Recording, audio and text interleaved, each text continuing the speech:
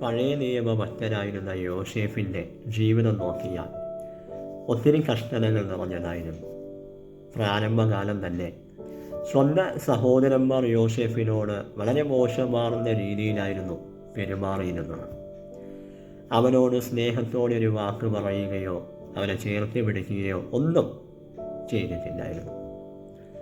എപ്പോഴും അവനോട് ദേഷ്യപ്പെടുന്നതും അവനെ കൂട്ടത്തിൽ കൂട്ടാതെയും ഒക്കെ മാറ്റി നിർത്തുന്ന ഒരു അവസ്ഥയായിരുന്നു യോസേഫിൻ്റേത്.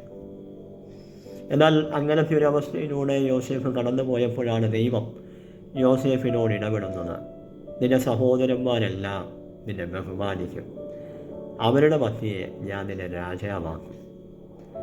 ചില നാളുകൾ കഴിഞ്ഞപ്പോൾ ആ ദൈവത്തിൻ്റെ ആലോചന അതുപോലെ തന്നെ നിവർത്തിയായി.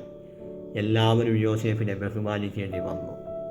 ഞാനൊന്ന് നിങ്ങളോട് കൈമാറുന്നത്, ഒരുപക്ഷെ നിങ്ങൾ ആത്മാർത്ഥതയോടും സത്യസന്ധതയോടുമൊക്കെ പല കാര്യങ്ങൾ ചെയ്തിട്ടും നിങ്ങളെ മറ്റുള്ളവർ മനസ്സിലാക്കാതെ വേണ്ടപ്പെട്ടവർ വരെ നിങ്ങളെ മാറ്റി നിർത്തുന്ന ഒഴിവാക്കുന്ന അവസ്ഥയിലൂടെ നിങ്ങൾ കടന്നു പോകുന്നെങ്കിൽ ഭാരപ്പെടാതിരിക്കുക.